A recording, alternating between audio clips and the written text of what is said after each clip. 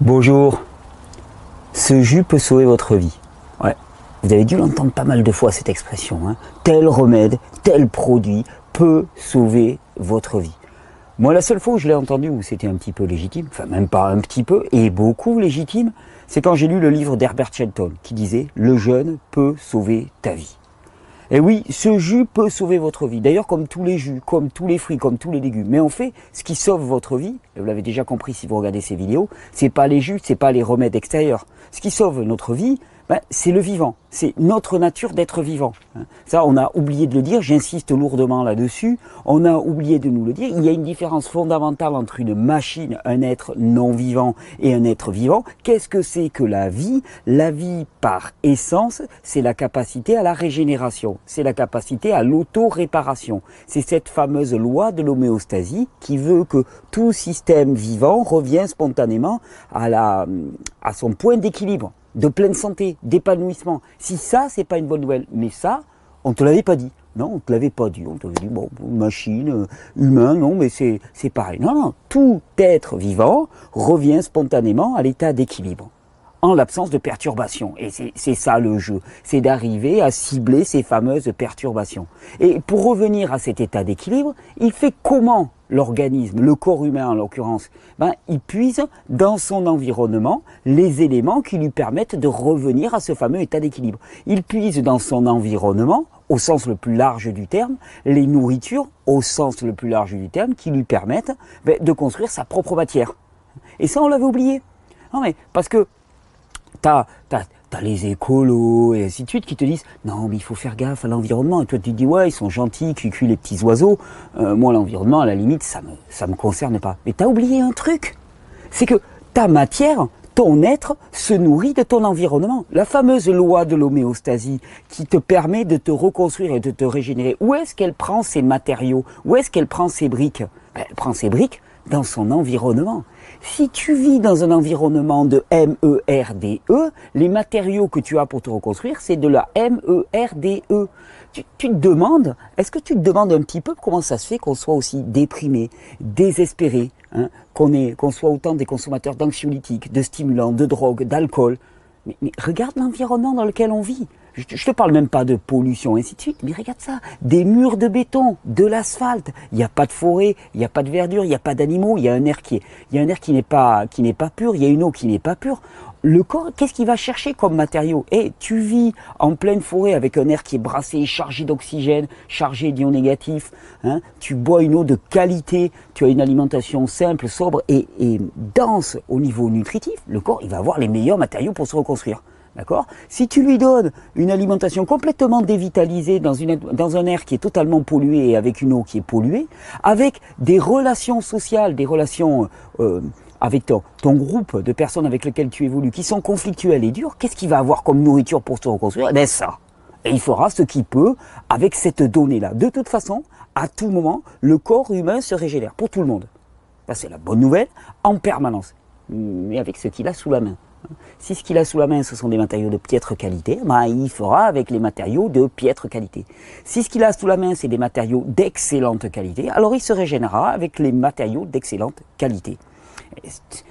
L'environnement fait tout dans la réparation. Et par là des marins, ils te disent bien, quand tu es en mer, par exemple, si tu te coupes, ta plaie, elle cicatrise plus difficilement. Parce que on est dans un milieu, un environnement qui est particulièrement corrosif. Une personne très fatiguée va se couper, son système immunitaire ne va pas être aussi efficace et ça va se cicatriser plus lentement. Tout est dépendant de notre environnement. On a oublié que nous étions partie prenante de notre environnement, mais pas de façon intellectuelle. C'est juste que toute notre nourriture, qu'elle soit alimentaire, qu'elle soit spirituelle, qu'elle soit émotionnelle, qu'elle soit relationnelle, que ce soit l'air, l'eau, toute notre nourriture, tout ce qui nous alimente en permanence et qui constitue notre matière, puisque le corps prend cet extérieur pour en faire notre matière, l'incorporer, passer du non-soi au soi, toute cette nourriture, elle détermine qui nous sommes. On te rebat les oreilles avec la génétique. La génétique ceci, la génétique cela. La génétique, quelque part, c'est te dire, écoute, c'était à la naissance, pas de bol, ça t'est tombé dessus, t'as tiré le mauvais cheval, et puis de toute façon, ta vie, elle sera pourrie. C'est tout. Oh, allez, je vais te donner un petit speed, un petit coup d'alcool pour faire passer la pilule, mais ne la ramène pas. De toute façon, c'était comme ça, c'est donné, c'est génétique. En plus, génétique, quand on te parle de génétique, on te parle de génétique cellulaire. On a oublié qu'il y avait tout un génétique bactérien, ce qu'on appelle le microbiome, qui est plus de 10 fois plus important. Mais bon, soit passons, Pasteur était passé par là, donc le dogmatisme était rentré en marche. Et donc on te dit, voilà, ta génétique, c'est ça. Donc, en fait, quand on te base tout sur la génétique, premièrement, ta responsabilité, tu oublies, aucune responsabilité, tu peux faire ce que tu veux, de toute façon, c'est la génétique. T'es né comme ça, mais n'espère pas que ça évolue, t'es né comme ça, c'est fini. Non seulement la génétique, ta responsabilité, elle disparaît complètement, et ton environnement, tu t'en fous. Tu peux vivre dans l'environnement que tu veux, de toute façon, c'était donné à la base. Il n'y a pas de chance que ça évolue. Et ça, c'est l'espèce de discours lénifiant qu'on nous sort en permanence. C'est-à-dire, toi, t'as rien à faire là-dedans. T'es pas un paramètre de l'équation. Il y avait la donnée à la base, ça se déroule. Et mais entre diagnostic et pronostic, on a oublié un truc, il y a toi. Diagnostic, pronostic, toi. Moi, je suis là et qu'est-ce que je fais maintenant au quotidien? Comment est-ce que j'infléchis un petit peu cette fameuse génétique? On sait très bien que la génétique ne s'exprime que dans un environnement. Il est comment, ton environnement? Tu veux connaître le problème? Regarde dans ton environnement. Et sors la tête par ta fenêtre. Oui, c'est une vraie phrase, ça. Sors la tête par ta... Ouais, sors la tête par ta fenêtre. Ça me faisait bizarre comme phrase. Sors la tête par ta fenêtre et regarde autour de toi. Regarde un petit peu les gens avec qui tu vis. Regarde le métier que tu fais. Mais je te dis pas de le jeter, ou regarde-le, observe-le avec honnêteté. Regarde ce que ça te donne comme joie, comme épanouissement. Regarde ce que cette nourriture t'apporte. Est-ce que c'est une nourriture qui t'apporte de la vie ou est-ce que c'est une nourriture qui est complètement dévitalisée? Comment tu veux construire des tissus sains à partir d'un truc qui est emballé, qui a plus de 8 mois d'espérance de vie en boîte? Mais attends, s'il y avait de la vie là-dedans, ça pourrait pas rester 8 mois enfermé dans une boîte.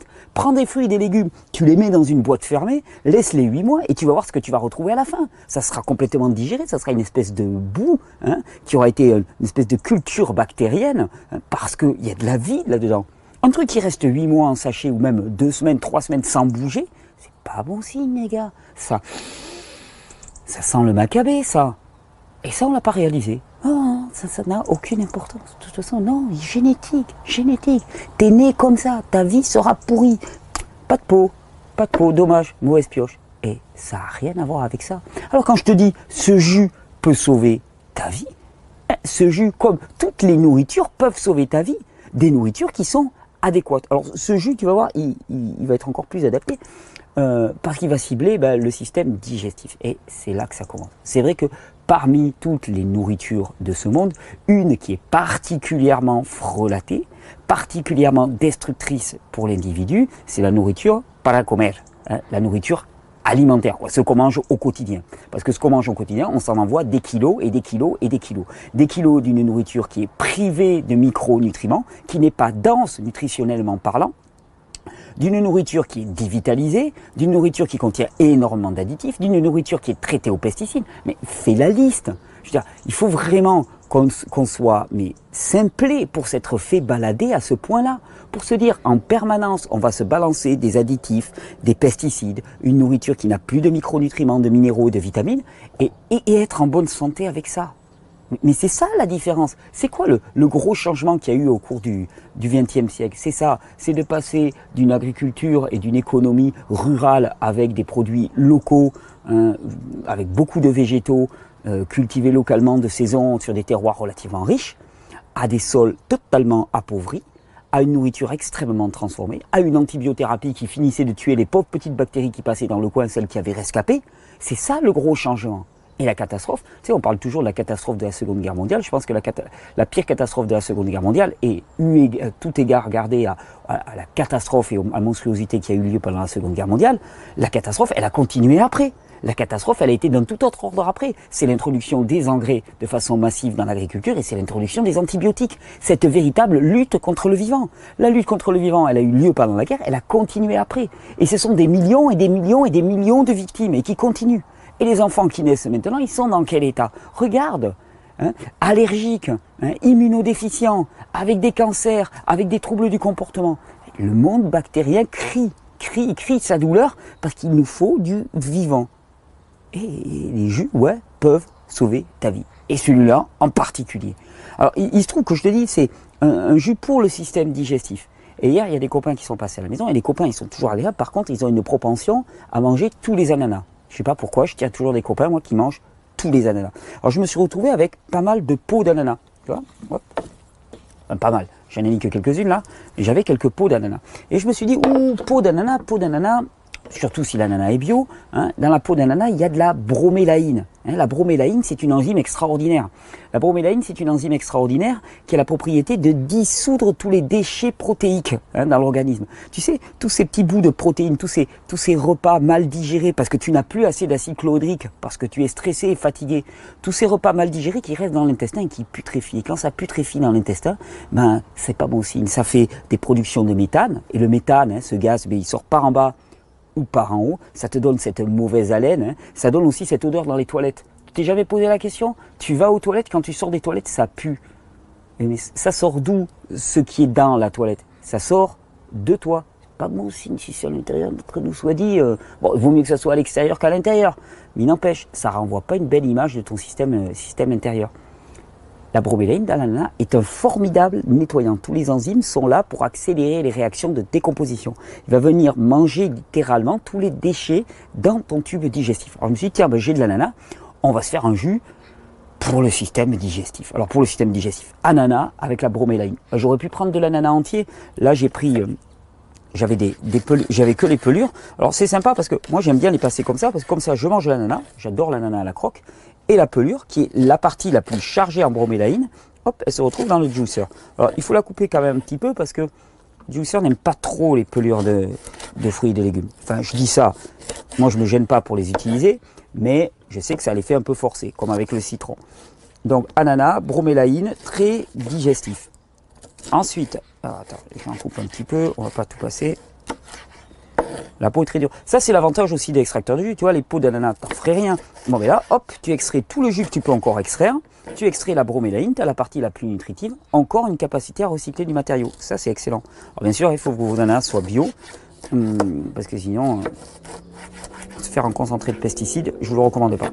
Bon, alors à ça, qu'est-ce que j'ai ajouté? Je me dis, bon, un jus digestif. Immédiatement, digestif. Betterave, c'est la plante du système digestif. Ça nettoie le foie, ça nettoie le sang. Enfin, quand je dis ça nettoie, ça participe au nettoyage du foie, ça participe au nettoyage du sang, que les vrais hygiénistes authentiques ne tombent pas dessus. Et surtout, ben, la betterave a une capacité à booster la production de sucre digestif, d'acide chlorhydrique. Tu sais, tu as entendu parler du citrate de bétaïne pour la digestion. Pour augmenter la production de bile par le foie, par exemple. Bétaïne, ça vient de betterave. La bétaïne, c'est l'un des principes actifs majoritaires de la betterave. Alors là, j'avais des belles betteraves avec les fans. Les fans, eux, contiennent de l'acide oxalique. Et l'acide oxalique, eh bien, il va participer au bon péristaltisme intestinal, à la circulation des sels dans ton tube digestif. Je sais, c'est pas très glamour d'en parler. Pourtant, c'est ce qui fait 100% de ta santé. Donc, j'ai pris les fans très riches en acide oxalique, donc ils vont favoriser le péristaltisme intestinal. Et puis, une belle betterave. Regardez-moi cette couleur. C'est fantastique. Fantastique. Betterave ananas, je crois que ça c'est du jus fabuleux aussi. Allez, je vais en mettre une betterave, comme je le fais pas que pour moi ce jus, je vais y aller tout doux, parce qu'effectivement la betterave conduit aussi à pas mal de détoxification. Donc voilà, les premières fois, pas aller trop fort, parce que sinon tu ressens les nausées. Et puis à ce moment-là, la nausée, ça veut dire simplement que le foie est en train d'être trop nettoyé. C'est pas grave, ça veut juste dire que tu es allé un petit peu trop fort sur le foie. Après, qu'est-ce que j'ai pris? Alors j'ai pris, là j'avais pris un demi-fenouil. En vérité, je vais vous dire, moi j'ai fait mieux que ça. Je suis passé dans le jardin et il y avait un peu des verdures de fenouil là qui repoussaient, des petites repousses. Et ça aussi, c'est quelque chose de fabuleux. Le fenouil, plante carminative. Carminative, ça veut dire que ça va faire partir les gaz. Ça fait partir les gaz dans l'environnement. Tant mieux, toi tu t'en débarrasses. Tous ces gaz qui sont en fermentation, tout est issu des fermentations dans ton tube digestif. Ça aussi, on se dit, ben, j'ai des gaz. Mais pourquoi tu as des gaz? J'ai déjà posé la question, moi quand j'étais petit, je dis, j'ai des gaz. Je ne m'étais pas posé la question. Personne n'est venu me l'expliquer. Tu as des gaz parce que tu fermentes. Et pourquoi est-ce que tu fermentes? Parce que ça ne circule pas assez vite, parce que ça colle aux parois, parce que tu as des déchets non digérés, parce que si c'était digéré, il n'y aurait pas de fermentation. Ouais, mais alors attends, je vais te dire un autre truc. Si tu fermentes, ça veut dire que des bactéries ont produit des gaz. On est d'accord. Il y a un bon grand nombre de bactéries qui produisent des gaz. Sauf que quand elles produisent des gaz, elles produisent autre chose, elles produisent des acides. Parce que toute bactérie qui vit produit des acides et des gaz, comme tout système vivant qui produit, rejette de l'acide. Le corps humain, hein, son déchet métabolique est acide, acide lactique pour les muscles, acide phosphorique pour le cerveau, acide carbonique hein, pour la respiration. Mais tout le processus de vie est la production d'acide. Vivre, c'est s'acidifier. Et c'est pas un problème. Simplement, il s'agit d'y répondre aussi en apportant une alcalinisation en regard de cela. Vivre, c'est s'acidifier. Vivre, c'est mourir. Vivre, c'est consommer. Pas de souci avec ça. Vivre, c'est s'adapter. Pas de souci avec ça. Il s'agit juste de contrebalancer. L'humain est un être de balance. Bon, et bien avec le fenouil, tu vas pouvoir évacuer ces gaz. J'étais en train de dériver, tu as vu? Je reprends. Le fenouil va permettre d'évacuer ces gaz. Et d'ailleurs, la plupart du temps, on te vend les bulbes de fenouil. Ah, ils sont jolis, rien contre le fenouil. Mais tout blanc. Blanc, ça veut dire pas hyper chargé en micronutriments. Regarde-moi quand tu as ces verdures là, chargées de chlorophylle.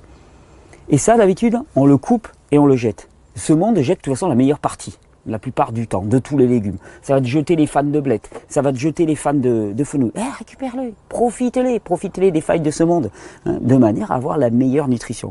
Donc j'ai ananas, qui va, avec la bromélaïde, nettoyer le tube digestif, betterave, extraordinaire, les fans de betterave, péristaltine intestinale, le fenouil pour libérer le gaz. Allez, moi j'ai rajouté un petit bout de gingembre, là aussi, qui est extrêmement digestif, qui va aider à assainir, à libérer les gaz. J'aime beaucoup. Et puis, ouais, alors, ça c'est pour le plaisir, c'est pas obligatoire, mais moi j'ai tendance à mettre une petite gousse d'ail dans tous mes jus. J'adore le contraste avec l'ail.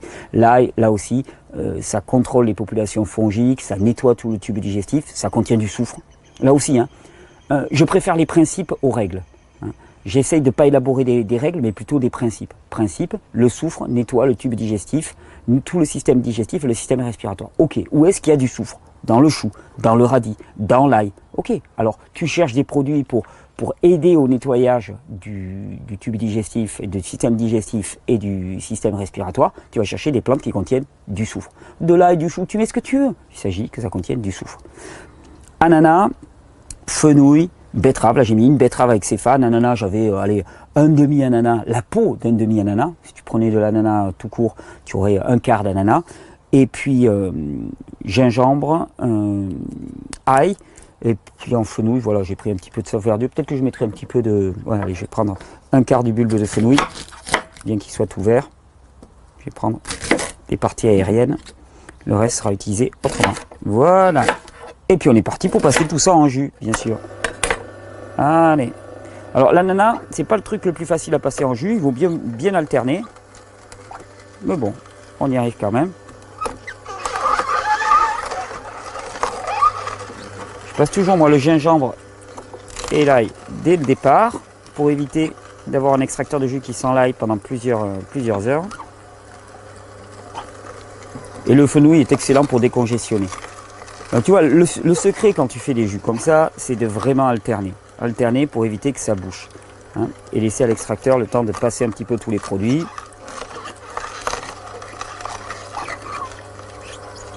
Voilà.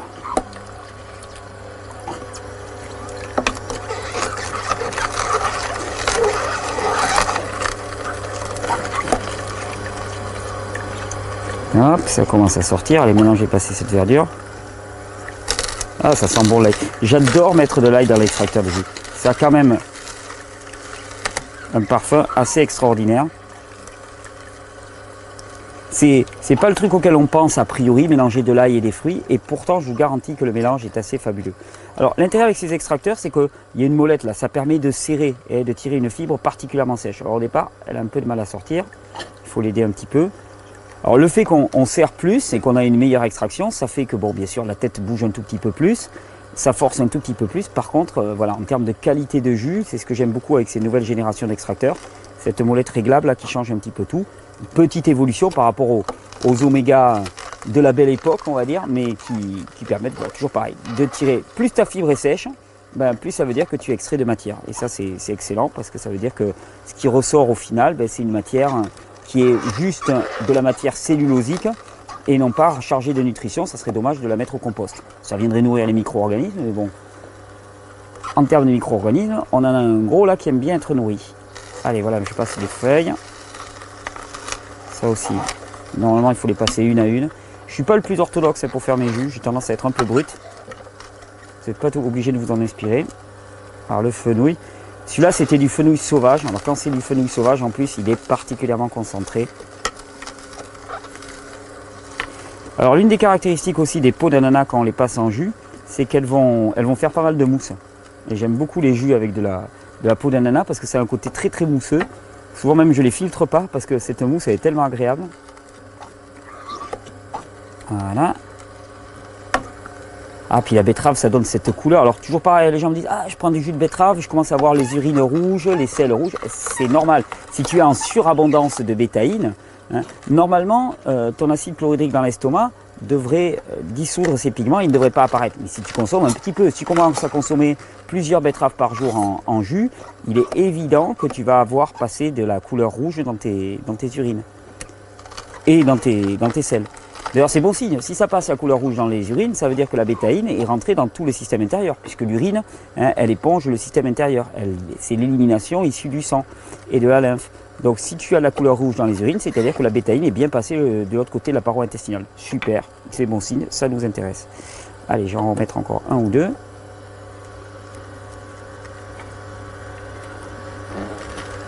Ça sort pas si mal. Je pensais que ça allait être plus dur avec l'ananas. D'habitude, c'est plus compliqué avec les ananas.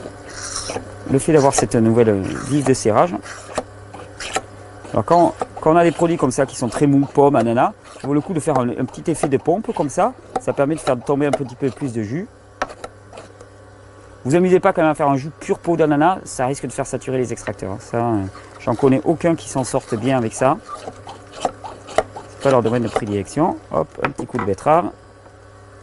Et je pense qu'on va être bon. Tu vois, la grosse différence là, tiens, ça on va le remettre là. La grosse différence ici, hop, attends, non, on aurait pu mettre quand même un petit peu de fan. Puis, histoire de les faire, j'adore quand ça descend. C'est très gamin, mais j'adore les voir disparaître dans l'extracteur. Voilà, puis on va laisser couler. La grosse différence, c'est qu'on arrête de lutter contre la maladie et on nourrit la santé. Mais pour nourrir la santé, ben, on prend conscience que c'est notre environnement qui détermine notre état de santé. L'équation n'est pas plus compliquée. Notre environnement détermine notre état de santé. Si tu es dans un environnement qui est sain, qui est riche, qui est riche d'interactions, de nutriments, d'air de qualité, d'eau de qualité, ben, ton homéostasie corporelle va pouvoir se nourrir de ces matériaux. Si tu es dans un environnement qui est pauvre, pollué, ben, ton corps, ton homéostasie va trouver les matériaux qu'elle pourra. L'équation n'est pas plus compliquée et il ne faut pas aller chercher plus loin. Je finis ça, voilà. Hop, petit verre, on va garder toute la mousse. Regardez-moi ça.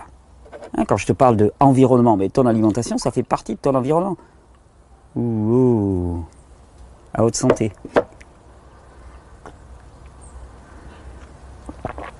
Le fenouil. Ah, le fenouil avec la betterave et l'ananas, le fenouil il donne un côté un petit peu frais, en plus c'est délicieux. Ça c'est extraordinaire en plus. Je veux dire, quand on te parle de nourrir ta santé, de prendre soin de ton environnement, ça donne du plaisir qui plus est. Tu vois, on s'est persuadé que la santé, que toutes ces questions-là, c'est des choses rébarbatives à coups de gélule et tout. Oui, parce que tout ça c'est faux, c'est archi faux. On nous vend une fable en permanence sur nous-mêmes, sur qui nous sommes, sur là où nous en sommes. Tiens, il n'y a pas longtemps encore, je lisais un article, un fabuleux article sur un anthropologue ou un paléontologue australien qui a fait des recherches à partir de traces de pieds hein, qui avaient été marqués dans l'argile. Un homme de moins de 10 000 ans. Hein. Puis il a déterminé, à partir de la foulée, hein, de la distance qu'il y avait entre deux pas, la vitesse à laquelle cet homme se déplaçait, moins de 10 000 ans. Il a déterminé que le gars, en courant pieds nus dans la boue, hein, il se déplaçait à 38 km/h. Tu prends Usain Bolt actuellement, hein, qui a explosé tout le monde, il court aux environs de 44 km/h. Le gars, il courait pieds nus dans la boue à 38 km/h. On a fait un petit peu la corrélation, on s'est dit, s'il était sur une piste, quelque chose de plus dur, il courait à presque 48 km/h. Explosé Usain Bolt. Et comme il y a quand même des chances hein, que ça soit pas spécifiquement le Usain Bolt de l'époque hein, qu'on ait pris juste à l'instant où il était en train de battre le record du monde, on peut se dire que ben, certainement un grand nombre de personnes à cette époque-là couraient à des vitesses proprement hallucinantes à notre époque, de manière régulière et sur de longues distances. Et pourtant, on nous sort en permanence que nous sommes des surhommes, que nous sommes le climax, l'accomplissement de toute notre humanité. Et 20 000 ans d'histoire humaine pour en arriver à l'homo 21e sièclus. Voilà, l'homo 21e siècle, bourré de cachetons. Regarde la réalité en face. Bourré de cachetons dans un environnement qui est un environnement dégueulasse. Regarde ce qu'on en a fait, un désert. Chateaubriand disait, la forêt précède les peuples, le désert les suit. Regarde ce qu'on est capable de faire. On est capable de détruire une forêt d'abondance en désert. Tu vas dans la montagne, tu t'y sens bien. Tu vas dans des régions tropicales, tu t'y sens bien. Hein. Pourquoi tu ne te sens pas bien chez nous? Pourquoi? Parce qu'on en a fait un désert. Notre folie a tout bitumé. Notre environnement détermine qui nous sommes. Nous sommes à l'unisson de notre environnement. Alors qu'est-ce que tu mets dans ton environnement? Qu'est-ce que tu mets dans ton assiette? Qu'est-ce que tu mets dans ton cercle d'amis? Ça aussi c'est important. Est-ce que tu vis avec des gens qui sont en permanence de critiquer, de négativer, de voir toutes les difficultés du monde, de pester, de cracher sur cette société? Ou est-ce que tu es avec des gens, avec des fous furieux qui rêvent, qui se disent, ben le désert, on va faire l'inverse de ce qui a été fait jusqu'à présent. On va inverser le désert, on va reverdir le désert, comme dirait Jeff Lawton. Est-ce que tu vis avec des fous comme ça? Est-ce que dans ton assiette, tu mets une alimentation qui est riche? Est-ce que ton eau, est-ce que ton air sont de qualité? Est-ce que tu fais en sorte qu'ils soient de qualité? Est-ce que ton environnement familial, les relations que tu vas avoir dans ta famille, dans ton boulot, est-ce qu'elles sont nourrissantes? C'est ça qui va faire qui tu es. Le but, c'est pas de prendre soin des autres pour le bien des autres, c'est d'abord pour ton bien à toi, parce que tout ton environnement détermine qui tu es. Il n'y a pas de salut individuel, c'est pas possible, ça n'existe pas. Tu ne peux pas être séparé de ton environnement. Ton homéostasie s'exprime dans son environnement. Alors ouais, ce jus peut te sauver la vie, comme tous les jus, comme toute l'alimentation qui est propice à la vie. Alors qu'est-ce que tu mets dans ton corps? Qu'est-ce que sont tes relations avec les autres? Qu'est-ce qui te nourrit? Parce que ce qui te nourrit, c'est ce qui va te constituer. Tu es à l'unisson de ta nourriture. Et on avait oublié de te le dire.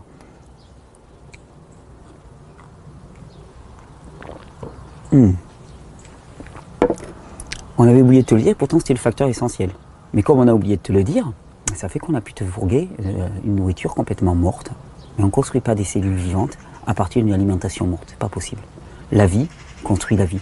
Et la vie, c'est les bactéries, c'est la richesse micronutritionnelle. C'est tout ce que tu vas trouver dans les fruits et les légumes.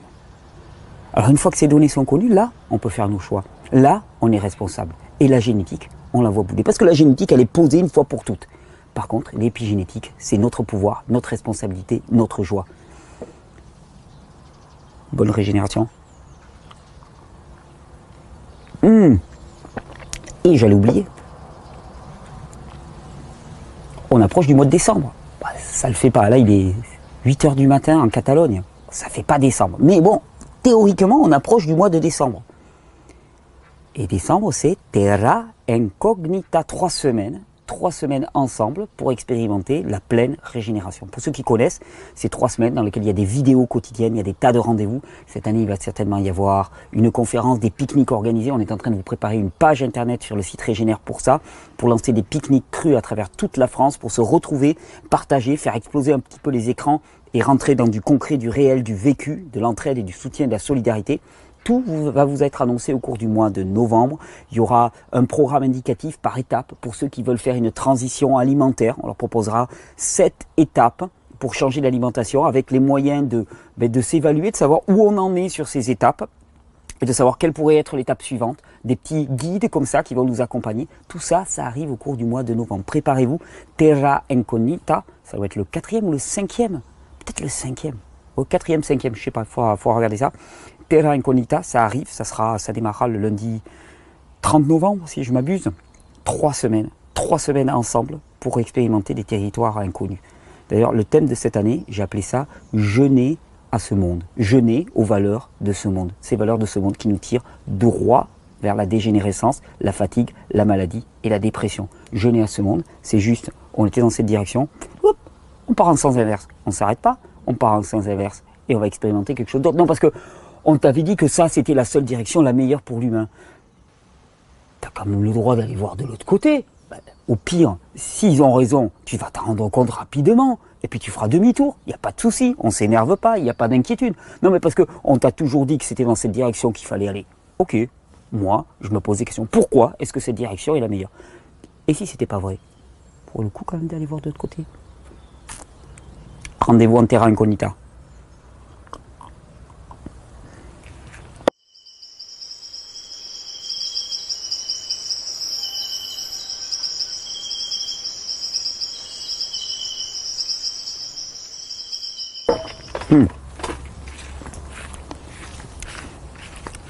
souvent je les rate les jus, mais celui-là il est super bon. Enfin, je les rate. Dans les recettes, je les rate. Mais je le dis pas, ça se voit pas.